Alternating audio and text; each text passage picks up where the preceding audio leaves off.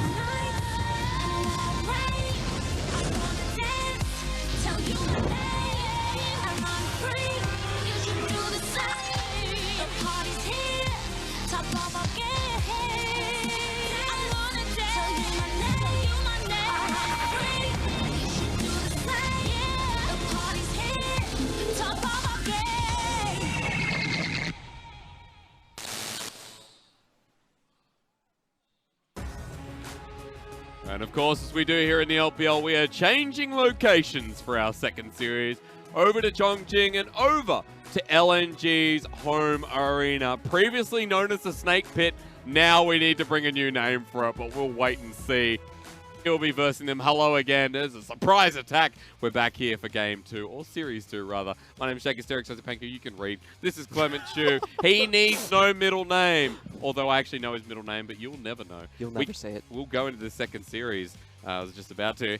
And kind of with open arms say, hello, welcome, because Snake are no longer Snake, Clement. Yeah, they found a new logo in the Kirin, a mystical beast that is supposed to give good fortune. Like a dragon, right? Kind of like it, but actually the Chinese they brought back a giraffe from Africa and said it was a Kirin. They do look quite similar. So a giraffe, ladies and gentlemen. That's our new team. So it's LNG Esports now. You're going to hear a lot about LNG. Snake fans rejoice, I guess, but in a way, a tear will be shedding down their eye. Yeah, Snake was one of those teams that generated a lot of hype, especially from these rookie casters coming into the LPL scene. They always had high ceilings. They always said they were doing well, but they never really made it. I think. Talk about me, rookie cars. Is it No. I mean, Niberia. Yeah, Niberia. Yeah, he still loves Snake. He still believes in them. But I have to say, Snake has made some very good changes in terms of the offseason. I give them a straight A. Number one, they kept SofM on board when the VCS was getting new spots in the Rift Rivals and like Levi was going back. They kept him on board, and they also kept Asura, which is their AD carry, hyper carry oriented, was doing very well in spring. They're going to continue to grow him, and they also have a new mid laner coming over from Griffin in the likes of Plex. Yeah, a bit of a loan here from Griffin. Plex will be coming over. But before we do go into Plex and talk a little bit about the roster change for LNG, let's hit on Asura, because Asura, AD carry of the split. No, but let me tell you something. This man came up huge for his debut split in the LPL. The big reason LNG was never dominant in the LPL is because they had a weaker bottom side. They have a very low percentage in first towers. Asura shores up that point. He gives you a bottom side and an AD carry to play towards. And if you look at his gold share, LNG has been giving him the resources to flourish. And in the late game, he has been repaying that with damage. So a strong stable for LNG to grow up and match with the other teams in the LPL. Great hyper carry champions, especially the Kai'Sa, the Ezreal, and the Vayne. Super stoked to see him once again. I'm glad there were no changes here, as Asura, this mechanical player that fits in so nicely with Snake. And here you can see Snake are just this team that, all right, we can respond to. Asura takes that to the next level. What I really like about this player is he has a very keen instinct on when to go into team fights and just chase down all the kills at the same time. He's not afraid to go in at all. That was a 3v1 situation. He's flying straight in, and this is a pure 4v1 play where he gets a quadra kill against JD Gaming. I guarantee you JD Gaming still has this one in their memory, as he's just able to chase down and look at those footwork to dodge out on all the skill shots. He's been one of the highlight players that we've seen coming out from the Snake pick from Chongqing in a very long time. His Vayne is something to be very afraid of. Like I said, I'm super glad to see Asura sticking with this roster, because so far Asura has been one of the top tier AD carries for me, although LNG, or previously Snake, did not perform well in spring. Yes. Them coming into summer, new book, turn a new leaf, because alongside Asura, they have an old memory in the Vici Gaming support known as Caveman, who's renamed to Duan. Yeah, and Caveman was known as an engaged support. He played the Alistair quite well. Also played the Nautilus even when it was outside of meta. Yeah. So what I want to see is maybe Snake, LNG and SofM. I just let you do it every time you're getting out of it. LNG and SofM give more ganking prowess to the bot lane. Yeah. One of the big problems that you see on Asura is he had a very bad negative GD at 15, and the main reason for that is he was one of the most ganked bot lanes. He didn't get much in return. So SofM, he has had this traditional playstyle of playing like an RNG stealth mode. He just goes around the map and steals camps for you, but he doesn't really like ganking that much, and I understand him. His top lane is usually a scaling mage.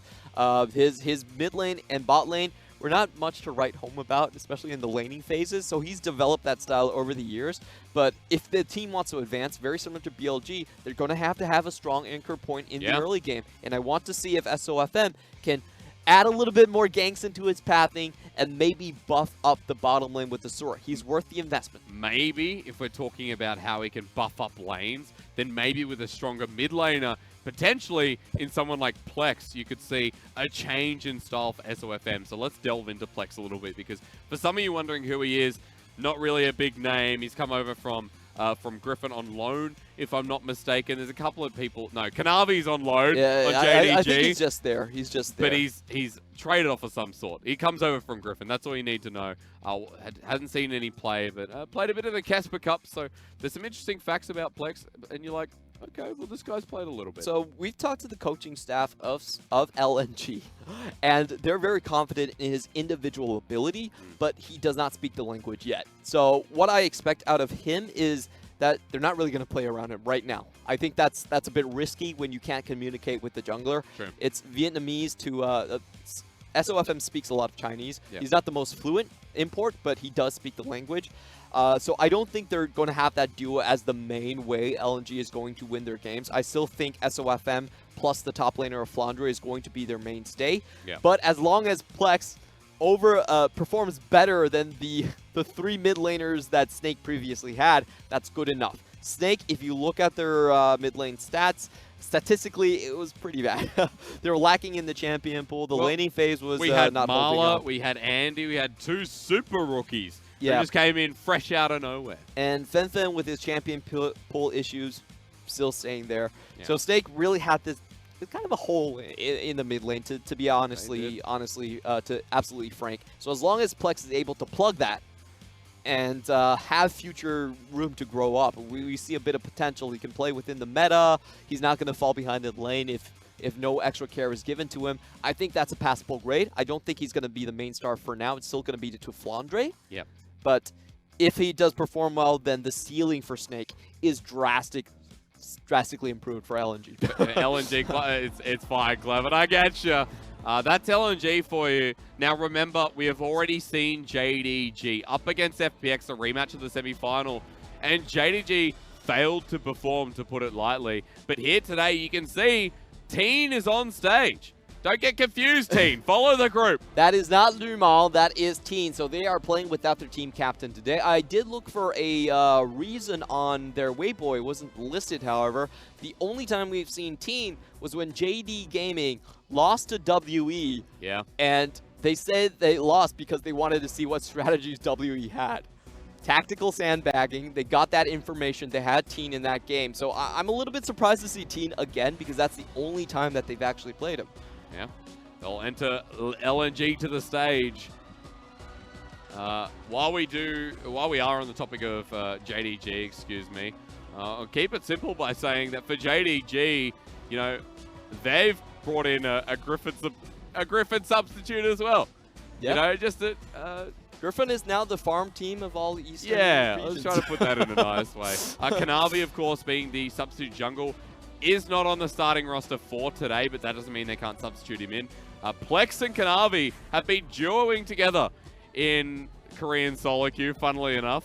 They were on the same team. Yeah. I'm not surprised that they know each other very well. So it's going to be a lot of ganks, and it's going to be up to SofM to see if he can tip the balance back. Betrayal if I've ever seen one, though, especially coming up to today. And LNG, look, they're a team that you still get, as you said before, behind SofM, especially behind Flande. Yep. Flande has not missed a game since Snake's inception into the LPL. Now, LNG, he has not missed a game since its inception into the LPL. It's only one game so far, so I guess it counts. And we need to specify how LNG does win games. The Snake of the past, what they would do is they had a lot of these flanking team fights where they would come in from all angles and they would strike you with unawares, and a lot of times it would be the Akali or the Vladimir from Flande finding the enemy backline, assassinating them instantly, and then snowballing the team fight. They're very unique. They're very fun to watch. A lot of comeback games,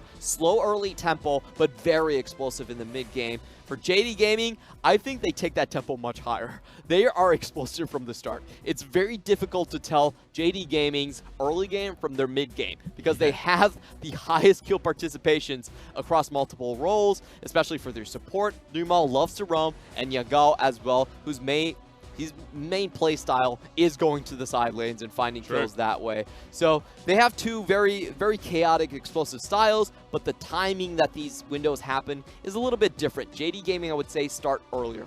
And remember that for someone like JD Gaming, your identity is still around the Dumpling Brothers. So while we look at how their explosions begin, well, through Yagao, through Zoom, and to be honest, in spring, there were a lot of times where we weren't singing the praises of Yagao, where he didn't have the strongest showing, much like he did in 2018. The 2019 season was about Zoom.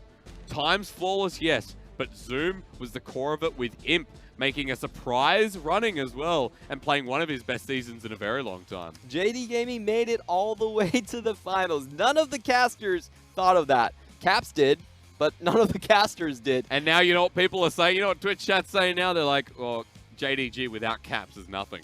You know? And that's very fair. He's the best, like, 6th man of the year. Very, for very JD fair. Gaming. I mean, to recap JD Gaming, their playoff run was miraculous because, number one, Zoom played out of his mind. Yeah. And Imp showed up. Imp didn't look as good for a very long time. Something clicked. He was winning the lanes, even against the likes of Mystic, even against the likes of Uzi, and he shored up what traditionally was a weakness for JD Gaming in terms of the bot side.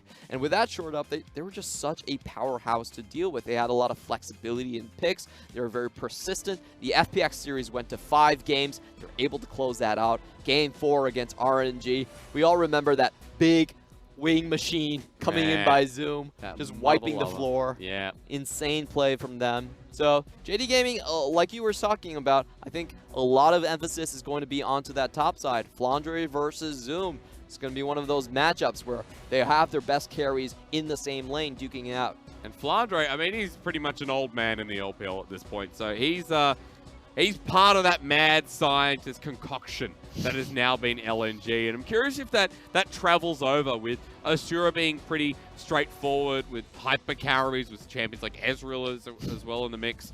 You've got a new support in there as well in Duan, coming over from Vici Gaming of the past. And then you have Plex. So a lot of the identity could shift due to the change in roster, considering that now it's technically 3 out of 5 that has changed over 2019. I have to say, LNG is a team that I expect to improve drastically over the split. They were the 12th place team in the LPL last year, had a lot of issues getting through the early phases of the game, and a lot of issues in the team fights, to be honest with you as well. If they can shore up their bottom side, their top side is set already. So this is a team that has a team fighting potential. They just need the individual strength, the individual talent pieces to buff the entire identity of LNG to a new level, and they're ready to go. Because with LNG in the past, it's so hard going back and forth from Snake to LNG. Yeah, Snake like, to LNG. Snake, give us a couple of weeks. Snake were known as the SKT of scrims. They were known as scrim gods. They could beat any Korean team. They were very proud about that. They talked about that publicly, but in terms of playoffs, they always came a little Scrims are not the same as games. Coming on stage, the chemistry is different. The lighting, the audience, the crowd. Yeah. People do crack. What? People do under the pressure. Clever Jew. Why? Okay. Either saying was correct, by the way. Okay, all right, fair enough. Anyway, Clement, I was having a quick look at Teeen there while you're saying whatever you were just saying. And Teeen, you know, like, it's not often that we've seen him on stage. Yes, it was one series. Yeah. Really. The Morgana comes to mind from Teeen. There's too many E's in his name as well. That also comes to mind. But as we get into this game #1, remember, LNG debut in the LPL because this is no longer Snake, a brand new Snake pick. This is the, what did you call it? What animal are they now, Clement? It's a Kirin. The Kirin Den. So here we go. Game #1, LNG and JDG. Let's get to it because already I see very different bands coming out. This is so fun. Like, I 100% think Flande has been playing Pyke. That Pyke pick, that's a Flande. Yeah, I'd agree with you. If you saw the signs, someone under in the seats were calling him a circus top laner. That's why he calls himself, because he has all of these weird tricks that he has in his pocket. Pyke's probably one of them. Okay, well, if Pyke's gone, then maybe there's something else that the scientists in the top lane can shift around. You see what's open? We're talking about FLICKRs here today. We'll talk briefly just that Aurelia that Plex has been playing it non-stop in solo queue. See if he's the one to pick up the Silas that's locked in first for LNG. Okay, so Flawless, tell me you have Olaf. Huh. So Flawless actually isn't a big fan of the Olaf pick much. I think the scuttle changes hurts Flawless the most. He was known as more of a Jarvan Lee Sin type of player. Yeah. Loves that level 2 gank. And LNG are going to walk away with, we've been talking about the last series. Silas typically doesn't work as a blue side first pick because the other team just picks Olaf, has a more dominant mid-jungle combination, and if Silas doesn't get ahead, it's actually very hard for him to play late-game team fights. Remember that for someone like SofM as well, Rek'Sai, Jarvan too, who knows what just happened there. Okay. But Rek'Sai getting locked in. Now, Clement, thoughts? Because I know you weren't as a big of a fan on the 28% win rate Rek'Sai. It's quite low, but the Rek'Sai Silas combo is something that we've been seeing quite a lot, and it's just all about the amount of damage you can output in early ganks. Yep. It's very difficult to evade Silas using the abduct on you, getting that slight knock up, and then Rek'Sai follows in, or it could be the other way around as well. It's a very strong kill combination, and this shows me a lot of faith in Plex's ability. I didn't think that they would put a lot of faith in Plex without the ability to communicate in one language, but this is a very much a kill lane that you have to put resources and focus into. Remember that if that is going to be where we think it is, the one game, the win against Damwon in the mid lane for Plex was on that time, the tankier champion. Just keep that in the back of your mind. They did pick up a game. That's the most impressive part to me. But Flawless back on the Jarvan here, it seems, in game 1.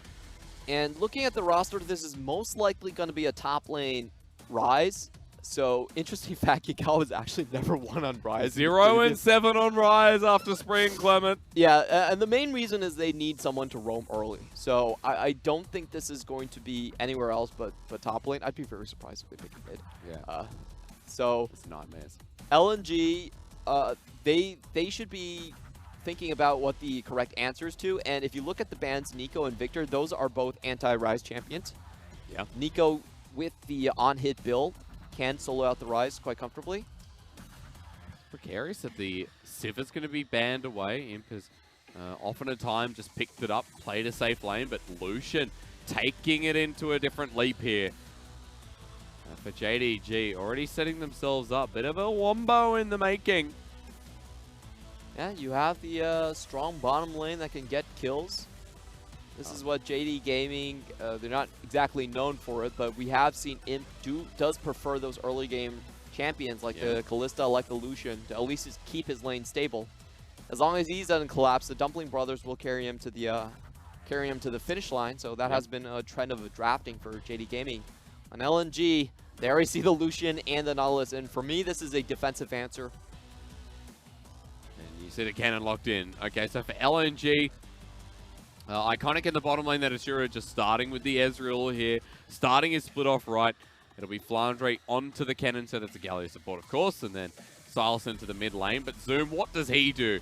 Game 5, when we last saw him in the semi-finals against FBX, kaboom! JDG, do they start the split off like this? Well, the best gangplank in the league? I think so.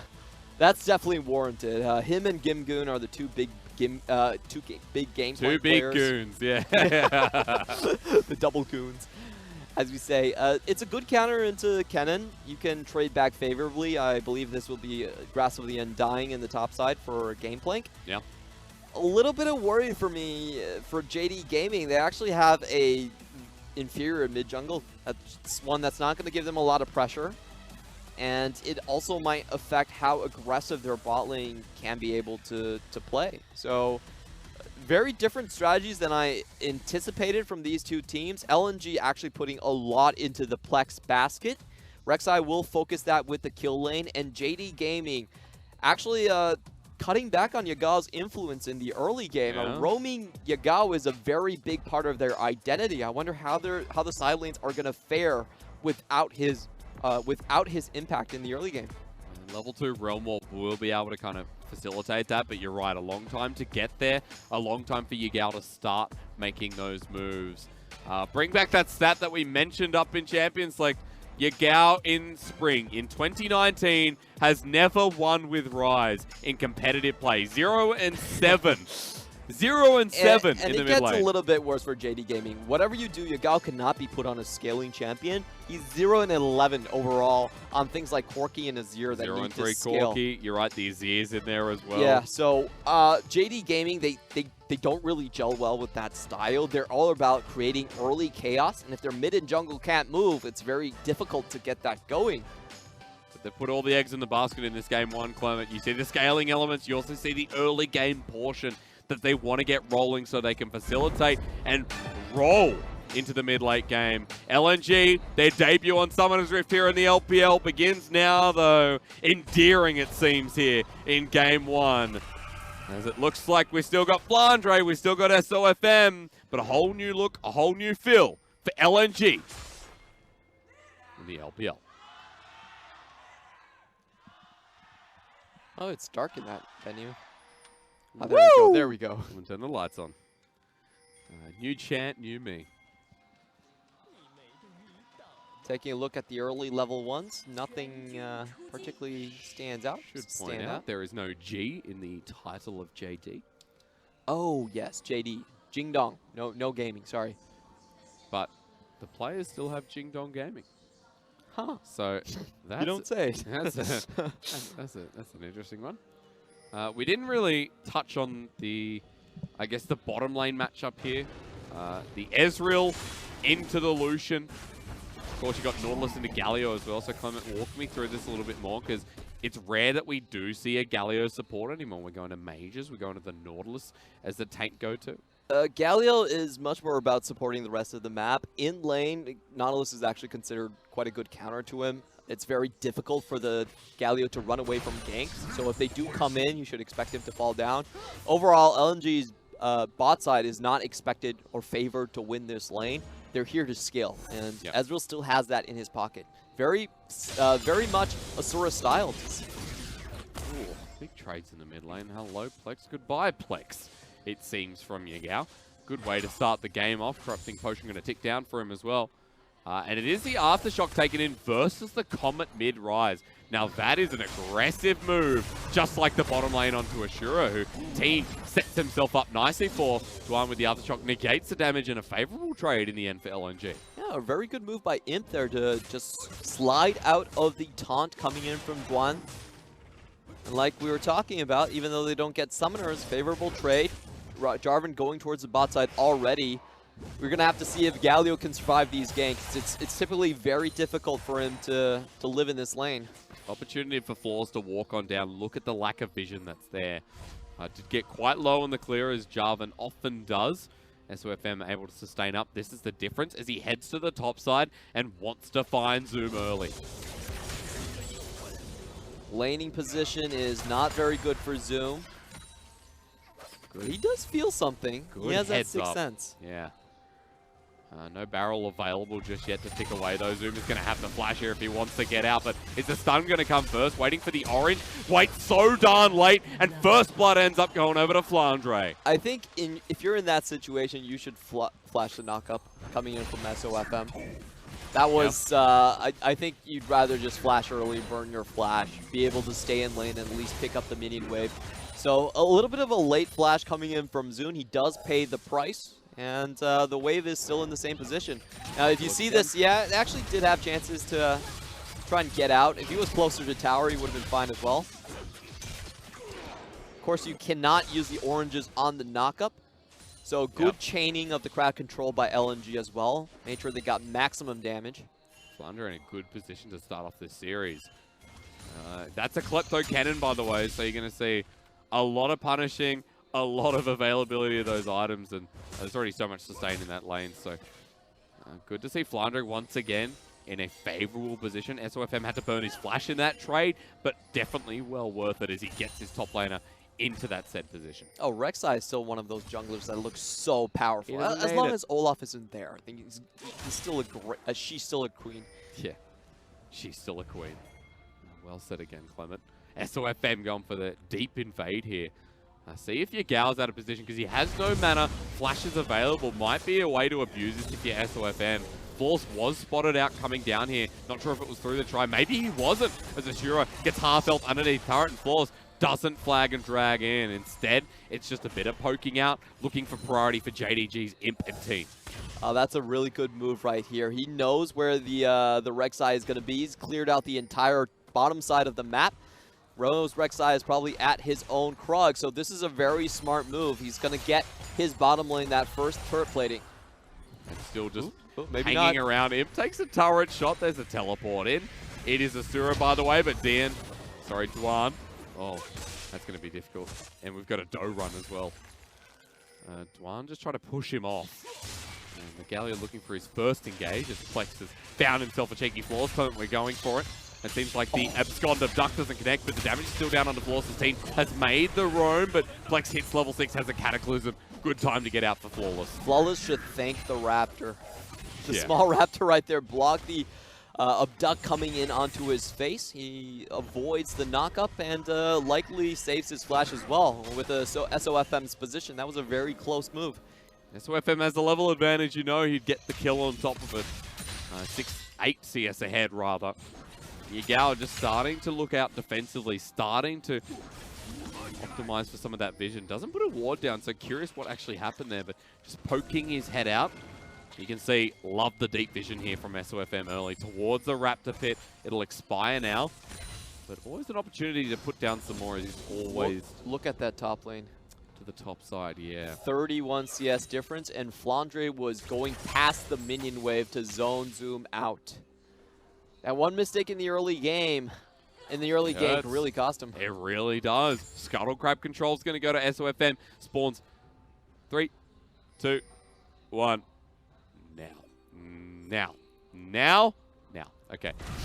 SofM's going to pick this up as well. Top side is even more so his. Flawless has to be here. And this is what we talked about last split, where the better junglers will shadow in moments where they think the positioning is going to be there. They think the enemy jungle is going to be here.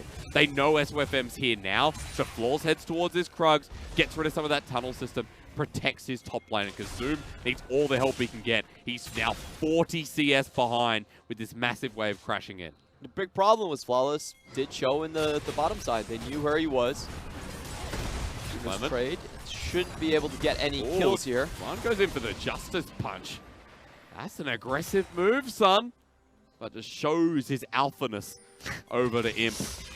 Imp's in a good position in this lane as well. So although the top lane is running out of control, look at where Imp is. 20 CS ahead in this lane. And SofM is trying to make some similarities happen between bottom lane and, well, rather top lane and mid lane. As Yagao just going to walk back to his turret and clear the way.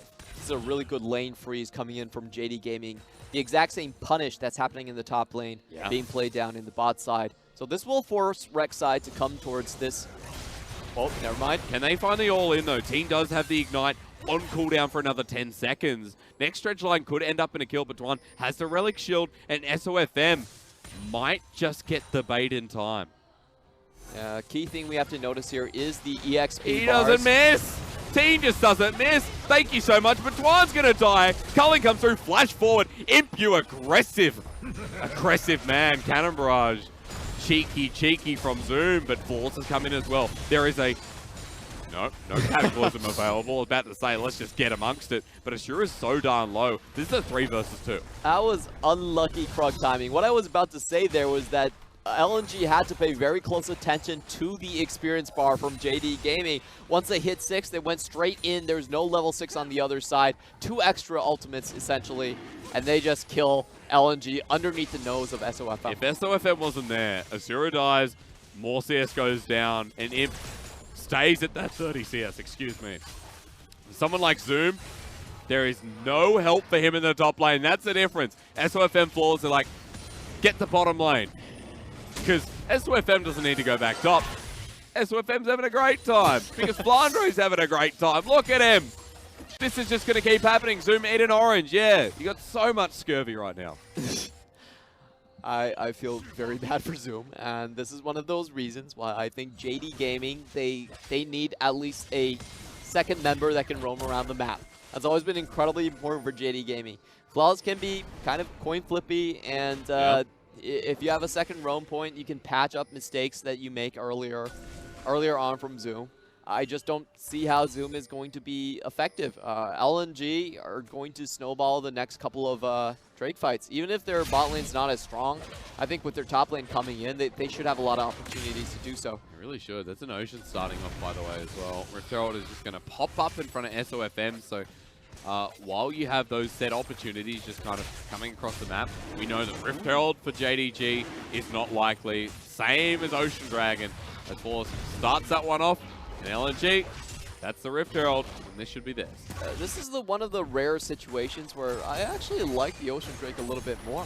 Yeah? I feel like the Ocean Drake, if you go for that objective instead, you can defend your bottom side, and also that basically wins the matchup for Kennen. Sure. It's like, well, Parley doesn't do anything anymore, so I just win the lane. Yeah, that's very true. I mean, it doesn't do anything because he doesn't have any items. That's a Ruby Crystal on a Gangplank at 10 minutes. Like, as a stopwatch, because he needs it. No boots. There's a Proto Belt done for Flande. Klepto versus Grasp. And never thought I would say the day where Gangplank is just so far out. He's taken Grasp, but that's the right answer, but it just hurts so much more. JDG, by the way, just pick up the turret before LNG can. So small wins on the board that are keeping them within this 1,000 gold mark. Definitely don't like this trade overall. 300 gold going over to JD Gaming with the first tower. And it opens up a free lane for Zoom to farm. I don't think Zoom's going to push out. He's just going to stay here, you know, parlay until the end of time. Yeah, he did finally pick up the Sheen and the Phage, so you're right, Clement. There are small wins here for JDG in whatever capacity they come in. Take that, that. He didn't get that, but he'll get the next one. Close enough. Woo! Woo! Yeah, 2,700 gold. That's what I thought. And that's a Klepto Cannon. Like I said, he already has the Proto Belt. I'm excited to see Flande get into these fights because that Slicing Maelstrom is going to rip JDG to shreds. We do have to point out, oh, wait a minute, let's see if JD get the engage here. Oh, I'm going to point out the dredge line that lands onto Duan as the Cannon Barrage comes on in. Good pick from JDG. Plex teleports in as well. Getting these small windows for JDG, that means they're definitely not out of the game. Yeah, good move right there. I was going to say the difference between the CS leads in top and bottom was because SofM didn't show. SofM not showing actually still gives the bot lane pressure, while Flawless being in plain view does actually hurt the weak side a lot. So a lot of times as a jungler, you do need to think about how much you're getting from this lane and how much that revealing actually costs you. Remember that for JDG, just on their note, they've been tracking a lot of LNG's jungle. You can see that vision already towards the red side when realistically they shouldn't have that vision with mid being pushed up a lot of the time. Because Plex has a 10 CS lead. He's been consistent. He's been stable so far in this game. Everything you want out of your new mid laner of LNG. The fact that vision's there at this point in the game is fantastic from JDG. So let's see what happens when they transition in the mid game. Because Clement, as we talked about before, there's a lot of wombos from both teams that situate how this game's going to go. Flande gets out of there just in time. Almost steals it away. Yeah, if I'm looking at it, I think Plex should be taking either the Death Charge or the Cannon Barrage from these team fights. And we're going to see a lot of wombo combos. Cataclysm. SofM can go in. You can have the Heroes entrance coming down on top of that. Yep. So LNG has a composition that is very similar to what Snake was great at. Those mid-game team fights, getting the flanks in. And for JD Gaming, I think this is more of a 1-3-1 composition. They can go later As into usual. the game. Yep. Very on track for their brand. And what makes the 1-3-1 so successful? Well, getting those side lanes into a good position like this. Look how extended the top lane's going to be as turret plating does eventually go down. But JDG have caught up from what was a really bad early game, has now moved into a better early game. And JDG trade up on turret plating. Wow. I really don't like LNG backing out of the bot side. I felt like that was a key issue. That was one of the rare situations where I feel like a Herald was not worth more than a Drake. Yeah. They didn't get the first tower with it. Gameplank's allowed to farm up. He's actually closed in on the CS differential. And because you got the Gangplank who's now able to freely push out, Yagao's doing the same on the rise. This double Ocean possibility gets higher and higher for JDG. For lanes that are behind, Ocean Dragon is a blessing. Ocean Dragon is like going to Kmart and socks are half price. And you go, can it get any better than this? And you turn around and undies are the same. And that's just when you know. So really at this point for JDG, good to stabilize this game. 3 kills, 15 minutes. It's a slower pace, folks, I know. But it's heating up for one of those mid-games where it's about the combinations of ultimates. And Flande, the slicing Maelstrom, because he's still so far ahead, is the way that LNG stamp their foot back on the ground in this game. I think LNG go on this next team fight. They're definitely strong enough. If you look at the items on Zoom, no Triforce Gameplank just doesn't hurt. It doesn't really matter what he does in this team fight. So this should be a clear initiation button for LNG. And I think JD Gaming, smart move here. They're just taking this time to farm up. Yep. Don't need a double Ocean. Scary place to go and approach it. As you said, if that fight's stronger, there's no way JDG will take it. So, 1 for 1, but look what's coming up next. That's when the fight will have to come through for JDG. Clocks are ticking. Oh yeah, and JD Gaming, they're still trying to wrestle control out of one of these lanes. If the 1-3-1 is to work, you still have to have the split pushing to go along with it. So far, that has not been established. Still need time. I think Ryze can do well against the Kennen, given enough time to scale. So has the Gameplank. Remember, like I said, that's a Comet Rise. So even though it hasn't been, as far as we know, utilized as much in the laning phase, that's just a tiny bit of damage that's going to pop through. The difference is obviously much weaker in team fights. Asura might be caught out. There's culling. There's flash burned out. Flande comes in, slicing Maelstrom.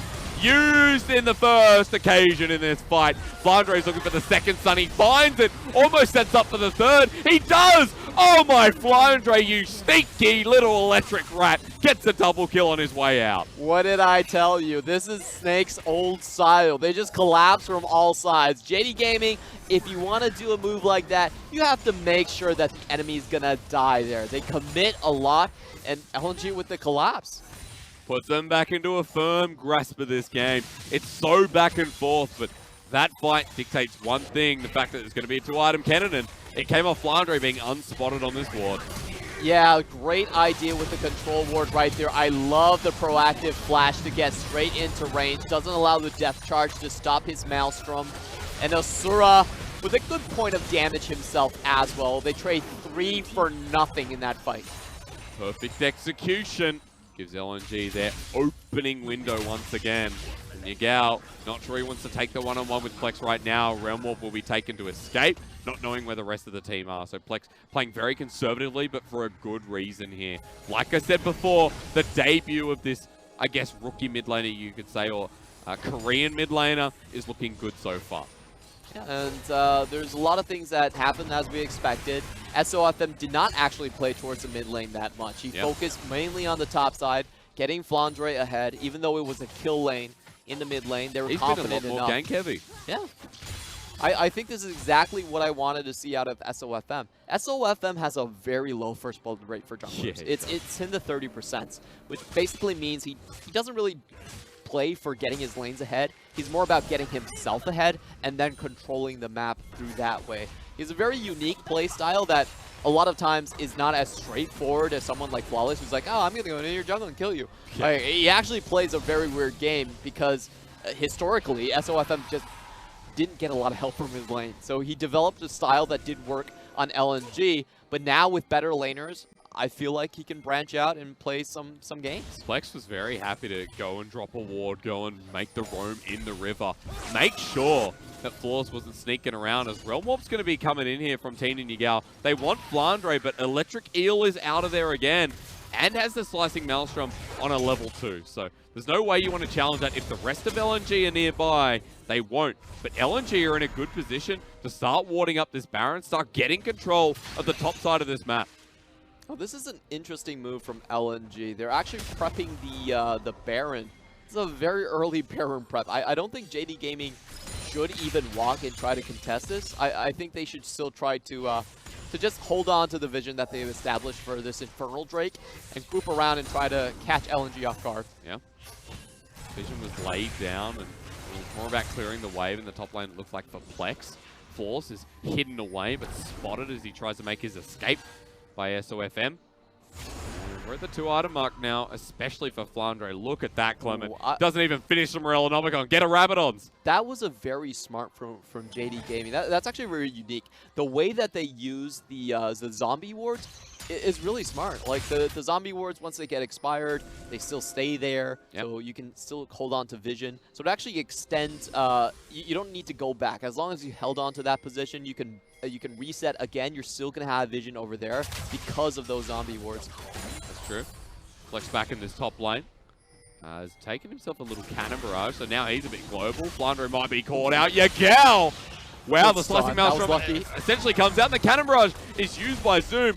Big shutdown and good revenge for the Pirate. Yeah, that's the vision control I was talking about. Just stay there. You don't need to react to LNG taking over the top side. You find the kill. You snowball into the Infernal Drake. That's the Ryze versus Kennen matchup.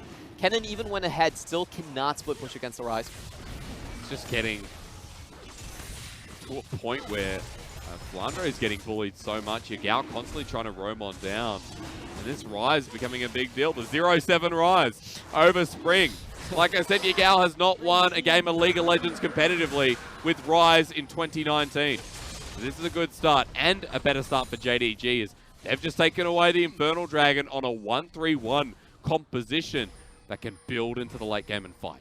And LNG don't get anything back in return. Let's watch as Flande goes in, face checks into the Ryze with the Comet. Lots of extra damage. Great work, Ryze. Man. And you can hear Zoom's laugh from the sky. I love how that's broadcast right into your ears. Doesn't matter. Doesn't matter if you're on top of it or not. You hear the barrels coming, or the guns rather. LNG, is this going to be a desperate play? It doesn't seem like it. But the rest of JDG would be an interesting time because they went back to base all together. It's just about getting that vision control back on in, because for LNG, the river is still theirs, the red side jungle is still theirs, while JD secured around Infernal and now looking to reset after their first back. So interesting moves from both sides. You can see LNG definitely prefer the Sylas versus the Ryze matchup much better than the Kennen versus Ryze matchup. So they try to move down, but JD already swapped as well. Quick one. Hello, Cannon Barrage again. That was used by Plex. Yep. He stole it before in the earlier fight. Did a tiny bit of damage as he has his 2 items now. So I guess it's on his hourglass. Would have made a bit of a difference. Is there any AP scaling at all in Cannon Barrage? Yes, there is. I feel like there is, yeah. I think it's like 10% or something. See what happens late game. So a lot of times Sylas will use these ults seemingly randomly, but he can only hold on to an ult for 2 minutes. He has to use it. Only 2 minutes. That's long enough. But as we get to late game, remember as well, Plex is level 15, so screw late game. We're almost there now. Level 16 Sylas is insane. 5 ults in a fight. And I say that because he'll go through everyone. There is no way Plex does not get at least 3 before dying, unless he gets bursted instantly. So the bonus of having Sylas at this point in the game, you have a bit of everything. See if they can utilize that in the next fight, because Cloud probably not going to be fought over, but we're positioning around Baron, LNG towards the top side, JD here as well, Flawless, Teeen alongside each other shortly. And wow! Ooh, Thank you! Why do we talk up sweet. Asura? Because he can steal red buffs like that. He didn't even have vision. Had blind. no vision, was blind. You absolute stunner. That's pretty insane. Good sixth sense coming out from Asura. And both of these teams have strong scaling options. I would say LNG have more of a wombo combo feel to their entire team comp. Yep. If they can outflank JD Gaming, I think they will be the winners. Force them to go mid potentially, as LNG doing that right now. JDG don't have all the eggs in their basket. Zoom has TP, so does Yagao. LNG push up the way, push the turret. Now looking around the Baron. Everyone playing tootsies with each other. No one's got the boots on. Now, of course, would be cheating, but at this point, Baron is still on the menu, but it's just no one willing to force the other team in. Yeah, key difference here is that LNG was able to get a little bit of lane priority with the Silas versus Gameplank. Does have a 70 CS lead over his opponent in that lane specifically. So LNG, with that, get control over Baron. It's now JD's turn to establish a little bit of lane control.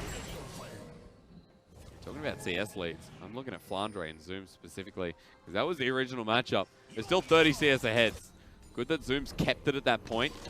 Zoom almost towards his third item as well, so the Gangplank with his passive starting to get that natural gold progression, starting to get into a comfortable position, whereas Flande is still in that comfortable position. We're waiting for the Morellonomicon after that next back, waiting towards the fourth item it looks like will be coming very, very shortly. And you said Wombo before. I'm looking towards it and I say there is still a good time to fight. The mid game that we talked about is definitely here to stay for a bit. Yeah, what JD Gaming need to avoid is essentially they need to get a kill and back out. If they ever group up, Flande is going to decimate the entire team. There's not enough magic resistance on the team to really survive it yet, and you can see the impact he's already had in the item pathing. Lucian going to go for the Hex Drinker, keep himself alive slightly longer with his short range. But Flawless and Zoom are the two guys that I feel like will not fare well. So if JD Gaming want to fight, they almost need a pick. If Flande comes in, I think it's lights out.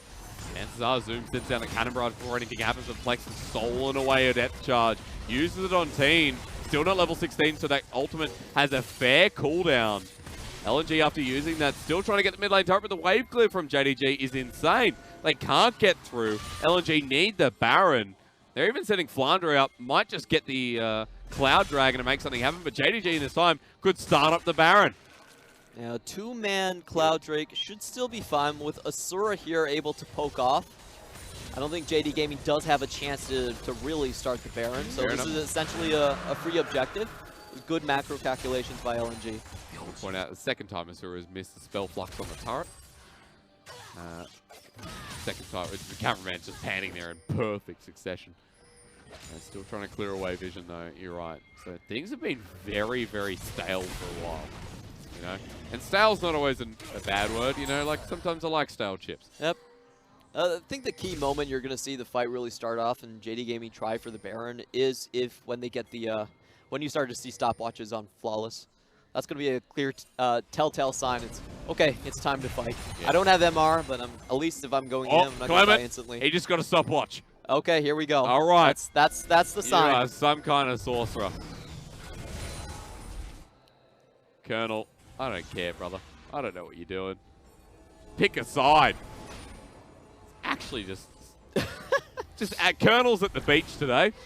You know, a bit of red sand, couple of waves. I wish Colonel would actually. Oh, he's added some things in as well. But LNG, hey, back to the moment because they're finally pushing this mid lane turret. Get a bit more damage off. Wave clear still comes through. Imp just gets the Tootsie Roll of the True Shot Barrage. Look at the vision from LNG. They've got so much Baron control. You'd be scared if you're JDG, who now have a G in their name, by the way, at the top, Clement. Oh. I've just noticed. They do. And for LNG, so hard for them to lose vision around Baron. I remember now, yeah. It's Suning that dropped the G, but they still have it. Oh, here comes Teeen. Yeah, bad time, I guess, Clement, but we'll see what happens. Where is the cannon? Because the Realm Wolf hasn't come in just yet. Plex comes through. They get the turret in the end. The depth charge as a response, and Imp just has to back away. LNG, that's a lot of ultimates. Can they go to Baron now, Clement? I think LNG should bait. Oh no, Flawless being caught out. The flag and drag. They flash over the wall. Flande and their slicing Maelstrom is worth it. And they get the jungler of Jing Dong. And now for Imp, run away.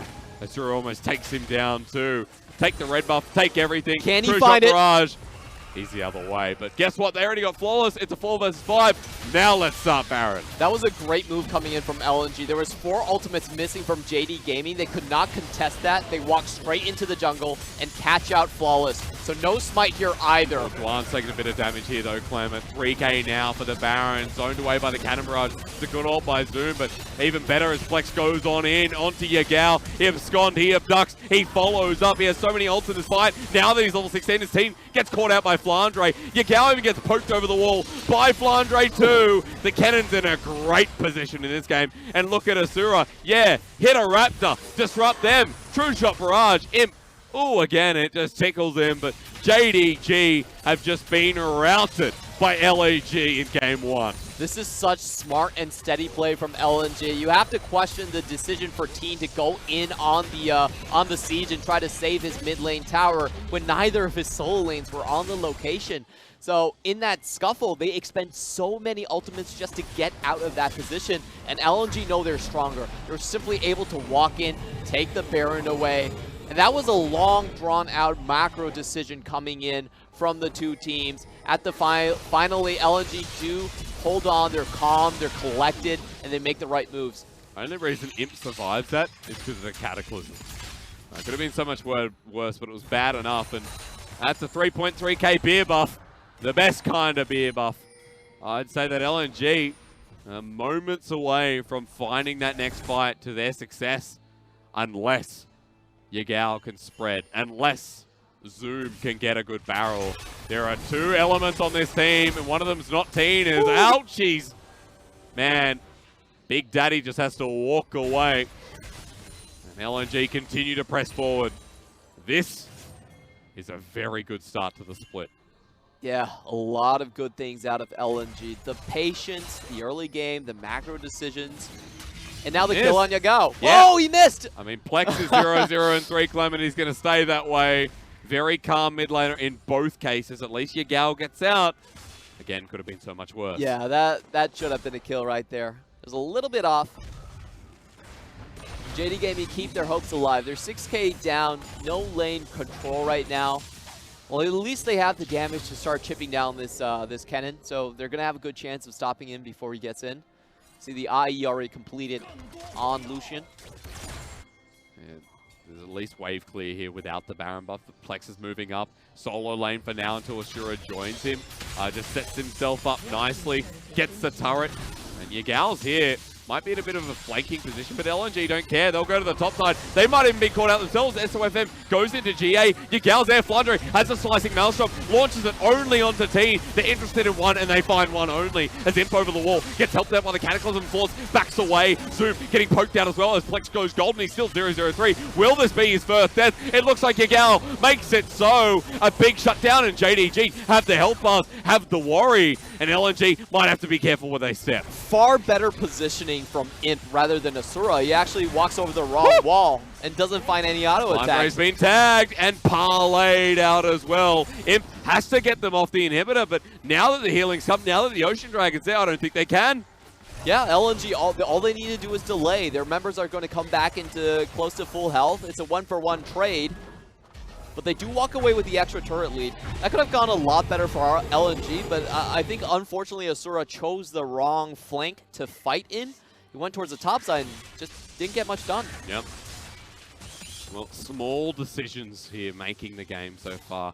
But you can see how JDG are pulling their way back into this one as the Duskblade of Drakthar has been picked up. That's first. An interesting build. Clement, tell me what happened with the uppity Rex. Really smart move by JD Gaming. They do need to find the picks. SofM with the GA does get out. They trade the team back, but look at the difference in positioning between Imp and Asura right here. Look at how much damage Imp actually gets done. The Cannon Barrage came down. That was good zoning ultimate from Zoom.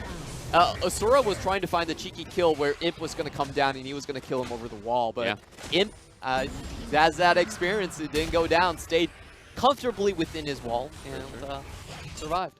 That's a almost 4-item Lucian as well. Beer keeps getting better. Everything keeps getting better. LNG in a 6k gold advantage here in this game, number 1. And things don't look like they're slowing down at this point. Baron has now expired. There's an Elder Dragon spawning soon. There's another Baron coming. Like, longer pace games that we'd expect out of teams like BLG. Out of teams like, I don't know, maybe Suning in some of their prime. But at this point, as we look at WoW, that's a lot from Asura. LNG are taking it to the limit. They're taking it to what looks like a 40-minute mark. That's pretty insane. He didn't auto-attack for... He pressed Q twice. Yeah, that's 4,000 damage. And maybe ult. And I really like his build because everyone has been so focused on Flande this entire game. There hasn't been a lot of armor built on anyone. Yeah. If you look at the... there's no armor top lane. There's only armor on, like, for There's GA. a chain fest from Flawless. So I actually really love that idea to suddenly go for the armor penetration, like throw a wrench in everyone's items builds. And it also gives you some good control as well. Sure. You can scout out those wards and instantly take them out. So very creative on the Ezreal. He's going to do massive damage to the back line and the front line at the same time. At this point, Imp is going to be dead scared. I mean, the Lucian has hit that late game, and as we know, Lucian compared to Ezreal, you take the Ezreal in the late game. You take that damn 5-item Ezreal. Look at this. Cameraman. I mean, okay, not as exciting as I thought. If you had Luden's Echo, it'd be different. We've been seeing the Hex Drinker, Luden Echoes as kind of the builds after the tier is complete. Yeah. Mirror Mana is complete. Moves away from that Hex that comes later. Force. What a predict from Plex. Goes forward. Force flashes into it. Teeen gets the depth charge onto Duan, but Plex, some sly skill as Asura's here to play. Flawless and Imp, they don't want to do that. They're staying away. This should be a straight Baron call right here. If Flawless goes anywhere near, he will be instantly sniped out. They're not even starting it. Look at where SofM is. Look at the rest of LNG. Let's play peekaboo. I have to say, JD Gaming called the bluff. Well done on their part. Just go mid, go bot. Oh, Yagao, yes, what a win. But Baron's being started up. TP on the level 18 rise and zoom, so they have to be quick or they have to let this go. Cannon Barrage. Can SofM successfully smite this? It's not going to be a smeb moment, is it? So No, low. it's not. SofM coming through. Needs the redemption. Finally waits for it. Smite it away. But look at the bottom turret. Yagao pushing through. He's going to get this. JDG are walking into the inhibitor. They want something.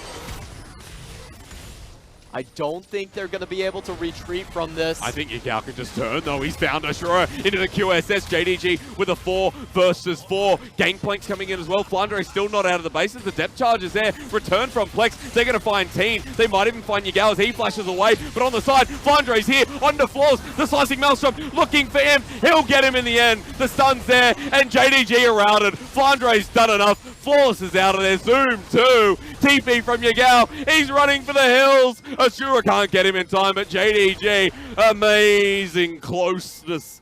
Not even English, I don't know. That's what the fight was. But here from comes JDG. He's going to look for Flawless and Zoom. On to Zoom first. It doesn't look like he has to sustain the damage. The TP. Is it going to be used here? He doesn't need it. He's already burnt the flash and they're out. But Flande's keeping him busy. Boy, oh boy, JDG came close. But LNG looks like everything's set up for them to take game 1, or at least get this inhibitor and break the base. Imp still 13 seconds. This should be 2 inhibitors at the very least. All right, second one goes down. JDG defend for now, but it's only because LNG can't push further. Imp spawning. They back away with the Baron buff, and much like my English at the end of that fight, you know, that for JDG was all over the place. Yeah, I think JDG should have turned tails and just ran after they took the tower down with the empowered buff. There was no way they were going to get away with this. Teleport on Flande already. So even though Yagao does a great job here to force Asura out of the fight, it's so hard to get away from this situation. Great depth charge. They get Teeen almost immediately, and then they finally see the teleport going down. Flande even has the time to go get his home guards before he comes in. Imp just is caught from every single side, has nowhere to go.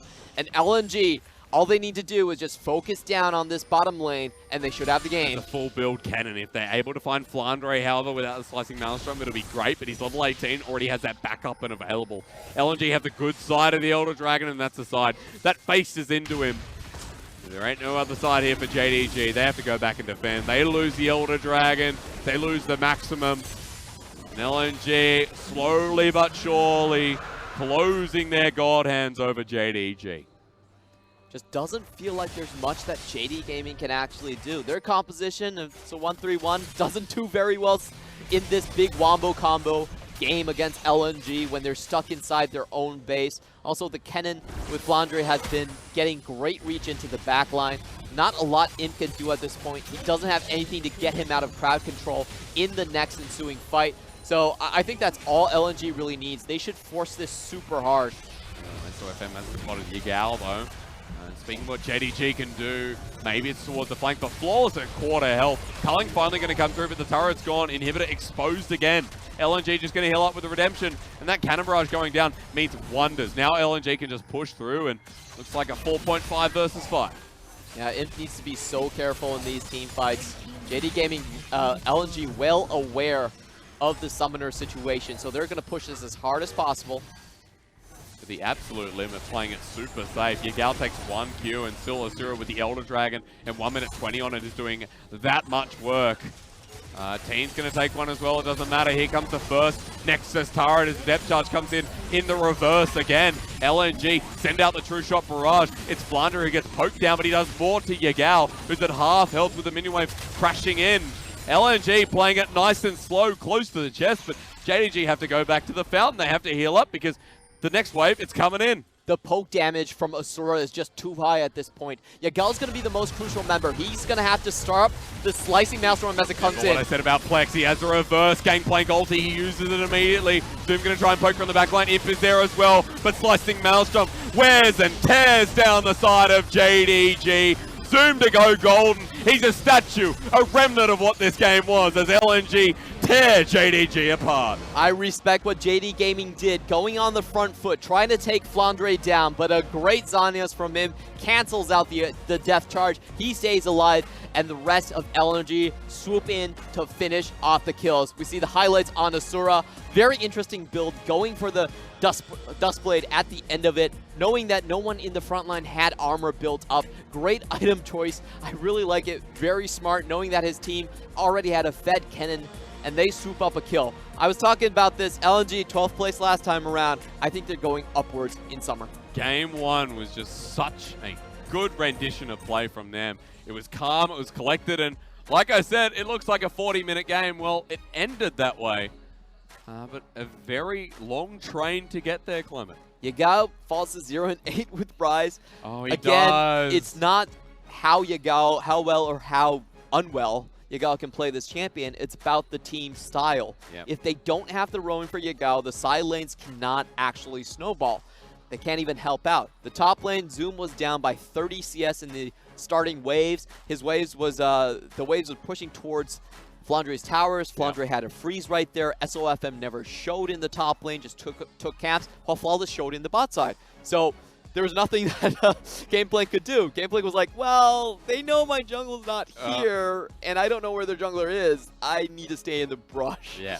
That has to feel bad. And while you had Flande tearing up a wreck with Zoom and SofM following closely behind, Plex had a very quiet game, but then again, he didn't. I mean, he's just such a big impact towards that late game. He played that calm style that led him to that point. And then someone like Asura, you're like, oh, this is going to happen. They're going to scale. Yep. Asura gets there, and you're like, well, Asura's scaled. That's a Duskblade. That's 30k damage. Ezreal's second most played champion. I think the blueprint is set up very well for RNG currently. Yep. Top side, more ganks. That's great for Flande. We've always wanted to see that from SofM. Play more aggressively in the early game. Plex, like we were said, as we imagined, was completely left alone. Yeah. It's very hard to communicate without a language to do it through. And Asura is going to go and scale for the late game. So I think the entire early, mid, late is set for LNG. They know where their strengths are. That's the style they're going to play. For JD Gaming, I'm not sure they're aware what they're good at. I'm not sure what's going on at the start of this split, but Yeah. this is not the JDG that made it all the way to the finals. A couple problems with JDG. They do lack key picks on Flawless, so no Olaf over there. That was a big question mark for me. I'm not sure they understand their own history. Still Rise, scaling options on Yagao. Yep. Bit of a weird choice. We've seen it happen throughout the splits, and it's just 0 never and 8, worked well. man. Like 0 and 8, that's when you know you go, let's just take a break. Bot lane was still doing fine, though. Just a break. So, Imp, kudos to him. He's still a beast in the bot side. Yeah. Did get that early kills. Like, it was a 2v3 situation essentially with Rek'Sai right next to the tower, but they were still able to close down on that. However, I don't see the theory of JD Gaming, especially without their main captain, Lumon, on the roster today. They do seem a bit everywhere. Like, Yep. the comps don't Teeen, gel. yeah, Teeen was okay, but then again, it was, you know, just okay all across the board for JDG. It's a good moment to come back. I think Yagao did play some part of that game well. However, I know we've got a lot of questions. We're going to go to a short break. When we return, we'll answer them for you at the start of game number 2.